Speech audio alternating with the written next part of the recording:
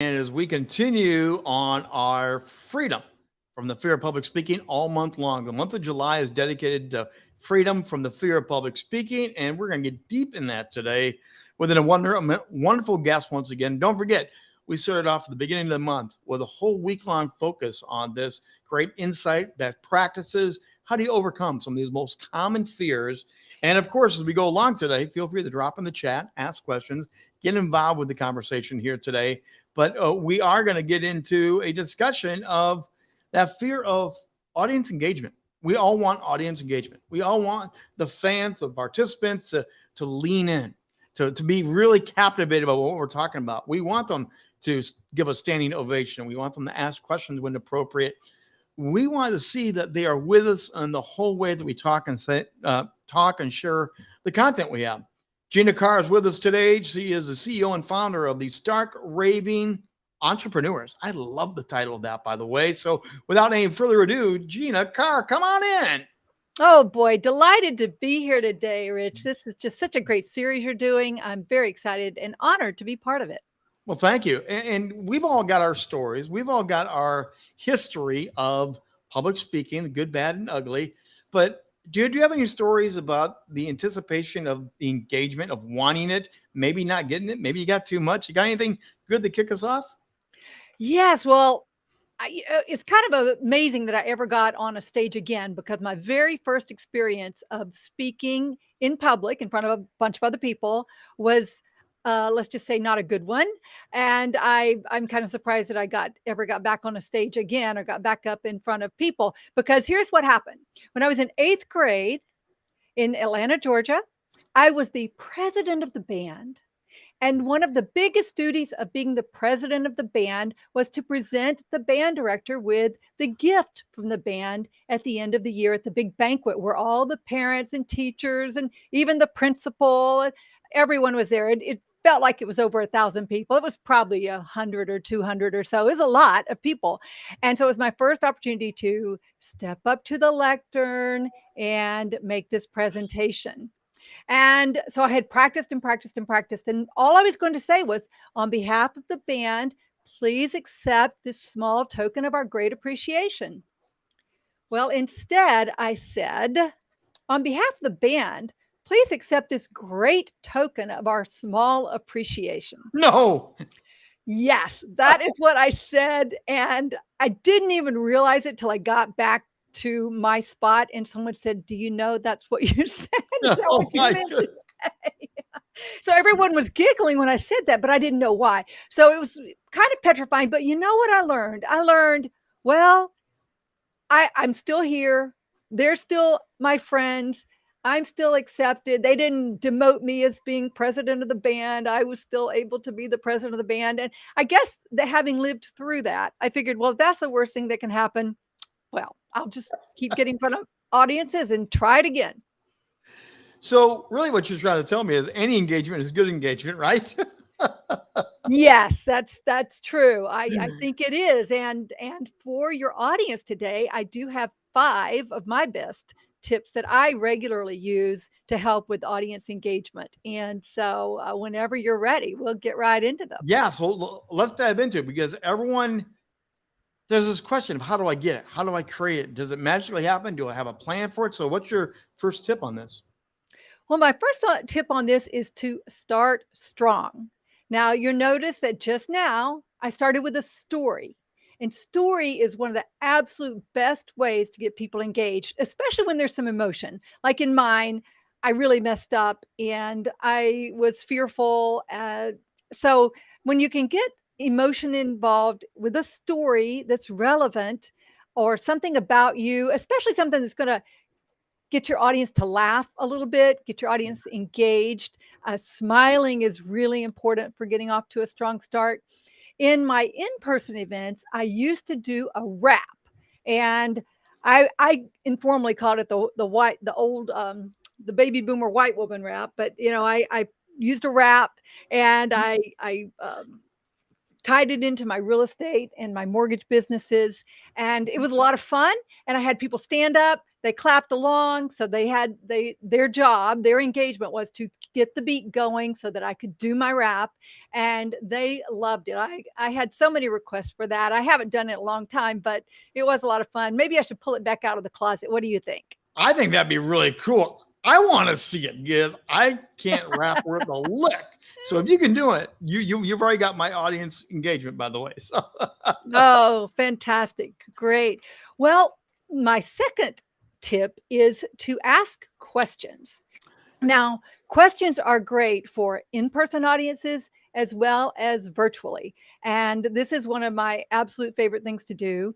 When I'm in person, of course, it's really easy to have people just raise their hands based on what you are asking. You can have people stand up and sit down if they don't qualify. For example, last year I was at a conference where they asked people, it was a authors and speakers and National Speakers Association, which is where I met you oh yeah. actually. And so they had people sit down, everybody who's written a book stand up. And then they said, if you've sold more than 10,000 copies, keep standing. If you've sold more than 100,000 copies, keep standing. And finally, they got to, if you've sold more than 1 million copies, keep standing. And there were only 2 speakers in this room of several hundred speakers and authors who were still standing. That made a big impression. Everybody was engaged, like, oh, who sold over 100,000? Yeah. Who sold over 1 million? And so that was a really great tool that they used for audience engagement. Now, interesting you mentioned questions. I love doing that too, but I've actually found you have to say out loud. It's not rhetorical. I want you to say something. I want an answer back, because a lot of people are used to, he asks a question, but I'm not going to say a word. I'm not allowed to say a word. They're on stage. So do you clarify that you really want them to engage and really give it back? Well, if they don't jump in immediately, yes, I will. And so that's where I try to use a little bit of humor. So this Yep. is a great audience engagement. So for example, let's say that you ask them to raise their hands. Yep. So raise your hand if you're afraid to speak in person, in public. And so a bunch of people raise their hand. Raise your hand if you love to speak in public. Raise your hand.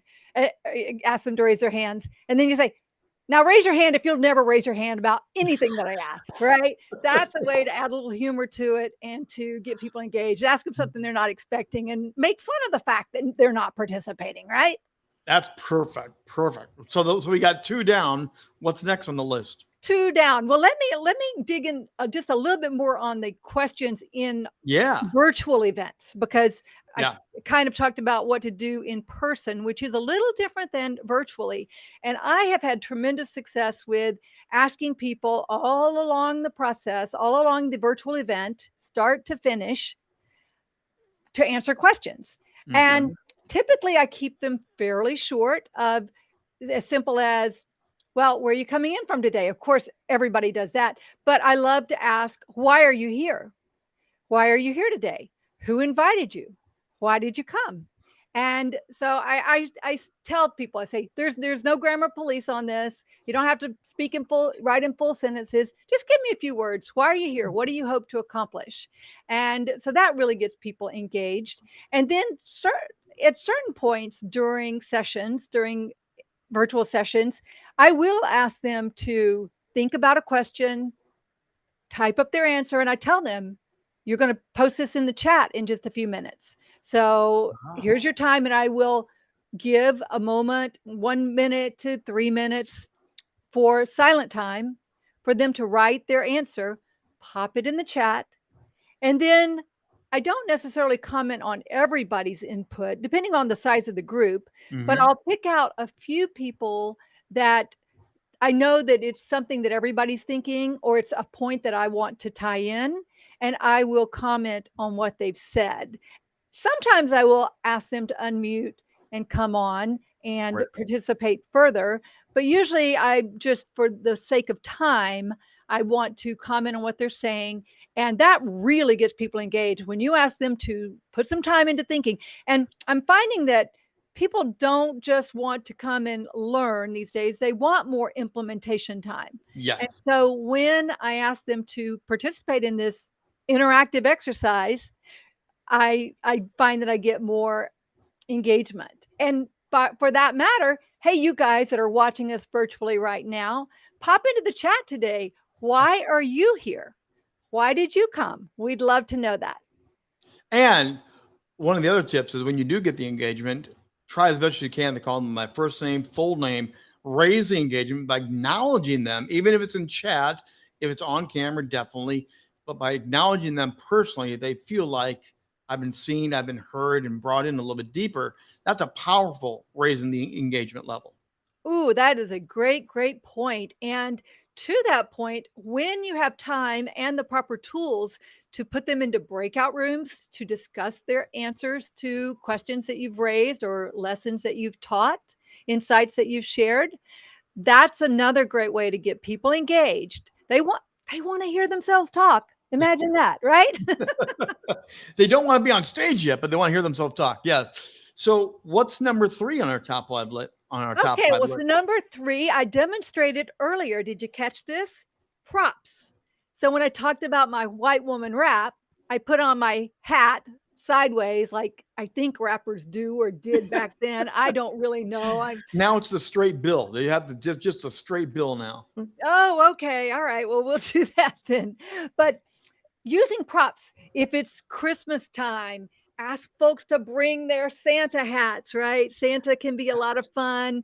I've got a little hat for Irish for St. Patty's Day. I have hearts to share. Like if I'm in a sessions Yeah. and people say something really cool, I'll bring up my little heart and I'll just pump it right in front of them. I similarly have a, ooh, that's a great idea, little light There bulb we go. here, and then, ooh, I like that. Those thumbs up. So little things like this can be really good. And if let's just say that you're leading a multiple day or even a single long day Mhm. virtual event, it's really great to buy things like this and send them out to your audience members. They're relatively inexpensive and you can tell them in advance, hey, when I share a great idea, when you really like what I've said, Yeah. please hold up your little emoji there for thumbs up.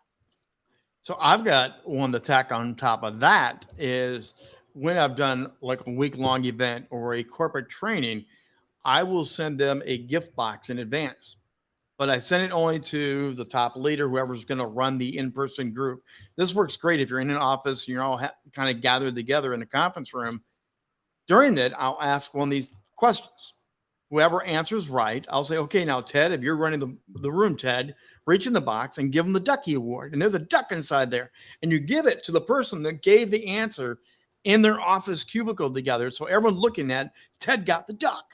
Later on, I'll do it again. And Susie's got one of your little hand clappers or something.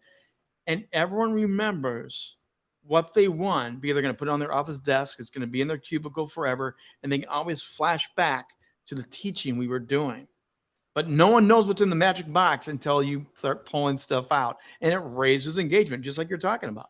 Oh, I love that. That is super smart, super smart. And I imagine you have it branded from Rich Bontrager, Rock so the that stage media, you betcha, baby. yeah, so it's a great marketing leave behind as well. That's good. I love that. And great conversation piece. Somebody's new to Oh, the company, they walk up, they're meeting Joe in the cubicle and, "Oh, what's that?" why you have a rubber ducky on your desk? Yes, that's exactly the whole idea behind it. So, what's number 4 in our top 5? Number 4 is polls. And if you're using a tool like Zoom, polls are very easy to use. You can do what's called simple polls, where it's just a basic. You can put up the different options for people to consider and vote on. And they actually now have an advanced poll feature where you can let them enter their own answer, which the basic Ah, Zoom poll does not have that. mhm. And you can do some more advanced questioning with the polling. So I really like that. Now let's say that we're here on Restream and I don't have a polling function, or at least not that I know how to use on Not yet. Restream. Not yet. Okay. So I could just ask people to vote A, B, C, 1, 2, 3, Mhm. and to answer. It's a little bit different than a question Yes. because you're asking people to just put a specific thing into the comments, but it's like a poll. So I really love polls. I love polls in particular to start off your meeting to say, okay, guys, you've come here to learn how to increase your audience engagement in a virtual or in-person event. Where would you rate yourself right now? And in fact, you guys go ahead and rate yourself, even though we're a little bit into it right now. Where Yeah. would you rate yourself right now? Are you a 1, like, I'm not good at audience engagement at all. That's why I'm here, Gina. Or I'm a 10. I'm really good at audience engagement. I just want to see if you're going to say something I don't already know. Where would you rate yourself? Please put it into the comments below. That self-evaluation is always a great one because someone's got an opinion about themselves someplace. And it's a very easy slide into engagement. It's not a hard, big leap. It's very easy to go, okay, I can do that one. So and it really is important to create easy engagement entry points, isn't it? Yes, and exit points. So this is really powerful to ask it once again at the end, because especially if, let's say, the average of your responses was 3.3 in the beginning, and at the end it's an 8.9, well, you go back to your organizer, the person who invited you to present, and you share that with them, and you let them know that their investment of time, money, and effort with you as a speaker was very valuable. So we got 4 down, 1 to go in the top 5 of engagement from Gina. What is it?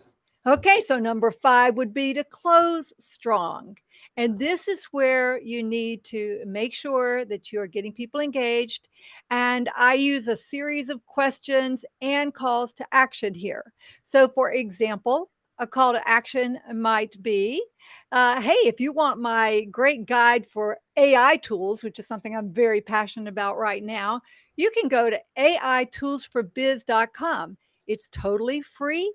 And I list in there my favorite tools and some prompts to use so that you can add artificial intelligence to your audio, video, images, and to your text.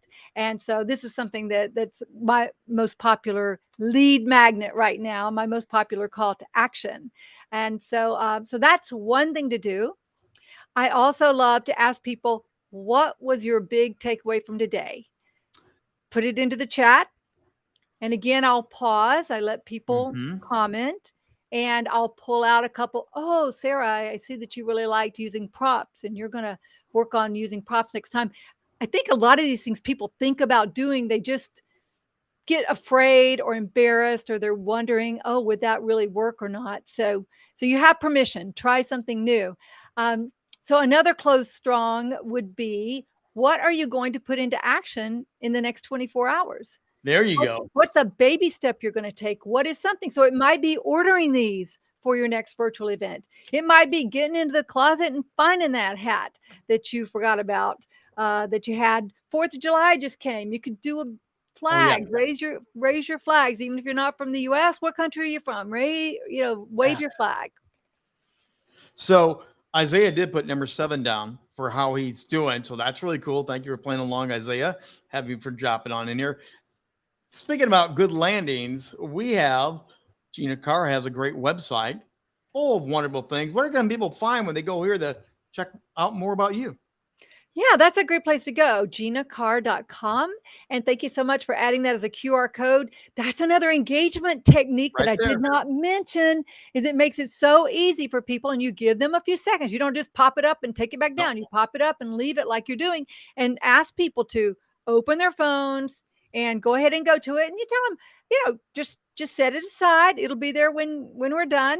But just go ahead and open that up. And as you're doing, presenting it towards the end, a strong close. That's excellent. You've got to plan that out. You've got to plan what your call to action is going to be there at the end for that close.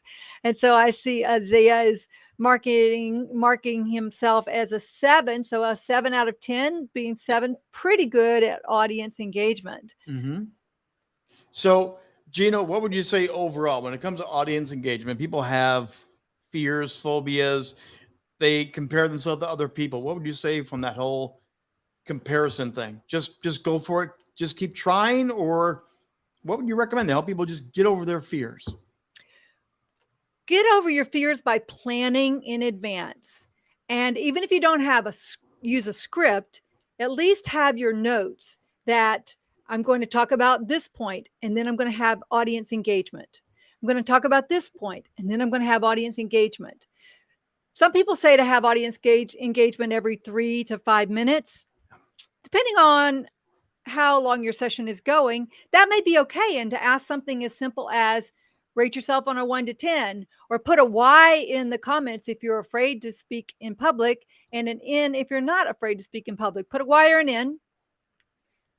Be quiet for a few seconds. Ask people. Uh, I think a rule of thumb for me, Yeah. if I didn't plan it all in advance and have my notes and know when to do it, is when I hear myself talking too much, I feel like, okay, Gina, take a little break. Ask a question. If you're getting tired of hearing yourself talk, they were probably tired of hearing yourself talk quite a while ago. Do you do that? Actually, when I know it's gonna be one of those type of longer, lengthy situations, I intentionally have a co-host. Another way of engagement is play off each other because it's different personalities, different styles, and your audience also will play along with that different style as well. So that's one of my mechanisms. If I know I'm going to do an hour and a half, which I rarely do anything that long, usually if I don't have a guest, I will get a guest just for that reason. Because I don't want to be a wah, wah, wah. We've all heard Charlie Brown's teacher. You do not want to be Charlie Brown's teacher. Right. Okay. Well, you just made me think about as well, and you might have done this as well, as bring that person on board for a hot seat, a Yes. laser coaching, a spotlight. Some people don't like the term hot seat, but a laser coaching or a spotlight. And some people love that. And everybody in the audience generally can really see themselves as, oh, if I were up there, I see that. And you try to make the points relevant to everybody in the audience. That's exactly it. Gina Carr, marvelous once again. We're going to continue every Tuesday, every Thursday, doing more of these fear of public speaking, finding freedom. So you're going to have fun, get more engaged. Keep coming back every Tuesday and different Thursday. We'll have different guests every week. Gina, what's the best way to contact you one final time so they can all learn more about you? Okay, well, all of my contact information and social media is at ginacarr.com. That is the easiest way to contact me. I'm very active on Facebook and LinkedIn, so you can find me there as well. Gina, always a pleasure. Thanks for the time today. Thank you. Gina Carr with us. And again, freedom from that lack of audience engagements. We have more of these conversations. And again, if you have any questions, you want to connect, have a little one-on-one, let's get a free consultation call in. With this, you'll have a one-on-one time with me, share your fears, your concerns, your questions about communication, media strategy, maybe your YouTube channel. Rock the Stage Media is here to help you in all the different ways. And again, our brand promise is we're going to help you shine on camera, shine on stage, elevate you and your brand authority. Hit that QR code, and let's have a great conversation to help you shine brighter. We'll be back again tomorrow, 2 p.m. live with The Trigger, streaming live on multiple channels. Thanks for being with us live today. We'll see you then.